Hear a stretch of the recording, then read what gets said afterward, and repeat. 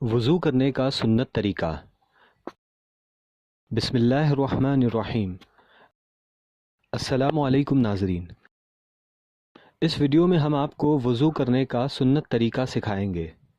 سورہ مائدہ آیت نمبر 6 میں اللہ تعالیٰ ارشاد فرماتا ہے، اے ایمان والو، جب تم نماز پڑھنے کا ارادہ کرو تو اپنے منہ اور ہاتھوں کو کونہیوں سمیت دھو اور سروں کا مسح کرو اور پاؤں کو دھو۔ حدیث پاک میں ہے، حضرت ابو ہریرہ رضی اللہ عنہ سے روایت ہے کہ رسول اللہ صلی اللہ علیہ وسلم نے فرمایا کہ حدث والے شخص یعنی بے وضو شخص کی نماز قبول نہیں یہاں تک کہ وضو کرے۔ صحیح بخاری۔ وضو کا سنت طریقہ سیکھنے سے پہلے یہ یاد رکھے کہ وضو میں 4 فرض ہے۔ پہلا، چہرے کا دھونا۔ دوسرا، دونوں ہاتھوں کا کونیوں سمیت دھونا۔ تیسرا، چوتھائی سر کا مسح کرنا، اور چوتھا، پیروں کا ٹخنوں سمیت دھونا۔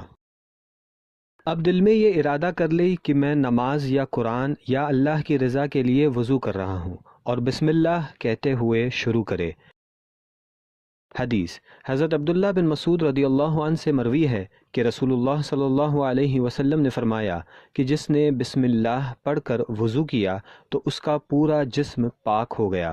السنن الکبریٰ للبیہقی۔ وضو شروع کرنے سے پہلے مسواک کرنا سنت ہے۔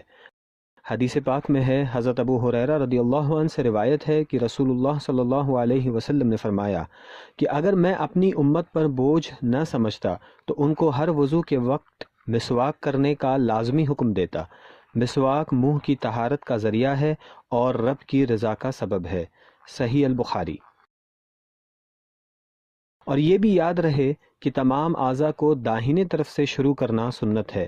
حدیث پاک میں ہے، حضرت عائشہ صدیقہ رضی اللہ عنہا سے مروی ہے کہ رسول اللہ صلی اللہ علیہ وسلم جوتا پہننے، کنگھا کرنے، وضو کرنے اور تمام کاموں میں داہنے یعنی رائٹ سے شروع کرنا پسند فرماتے تھے۔ صحیح بخاری۔ وضو کرنے کا سنت طریقہ یہ ہے۔ پہلا، دونوں ہاتھوں کو گھٹوں تک دھونا۔ اپنے دونوں ہاتھوں کو گھٹوں کلائی تک 3 مرتبہ اس طرح دھوئے کہ پانی انگلیوں کے بیچ میں بھی پہنچ جائے۔ دوسرا، کلی کرنا۔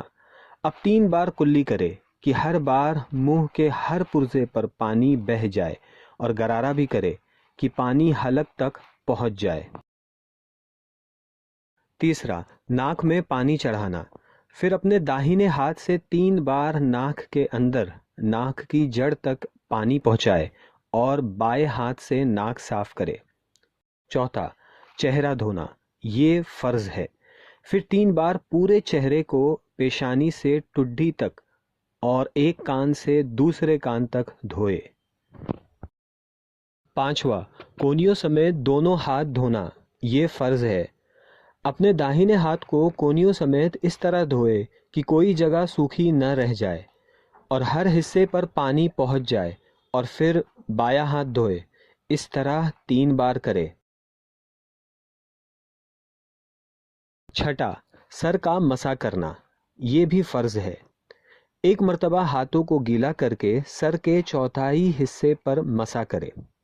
مسح کا سنت طریقہ یہ ہے، دونوں ہاتھ کی شہادت کی انگلی کے بعد والی 3 انگلیوں کے سرے کو ایک دوسرے سے ملا کر ان کے پیٹ کو سر کے اگلے حصے سے سر کے پچھلے حصے گڈی تک سر کے بیچ سے لے جائے۔ اب انگوٹھا اور شہادت کی انگلی کو سر کے بال سے الگ رکھے اور دونوں ہتھیلی کے اندرونی حصے کو سر کے دونوں حصوں داہنے اور بائیں حصوں پر پھیرتے ہوئے سر کے اگلے حصے تک لے آئے۔ پھر شہادت کی دونوں انگلیاں سے کان کے اندرونی حصے کا مسح کرے اور دونوں انگوٹھے سے کان کے باہری حصے کا مسح کرے۔ ساتواں، گردن کا مسح۔ گردن کے اوپری حصے کا مسح انگلیوں کی پیٹھ سے کرے۔ یہ یاد رکھے کہ گردن کے اندرونی حصہ یعنی حلقم حلق کا مسح کرنا مکروہ ہے۔ 8واں، دونوں پاؤں टखनों समेत धोना, ये फ़र्ज़ है। आखिर में दोनों कदम टखनों समेत इस तरह धोए कि उंगलियों के बीच के हिस्से में भी पानी बह जाए और कोई हिस्सा सूखा न रहे।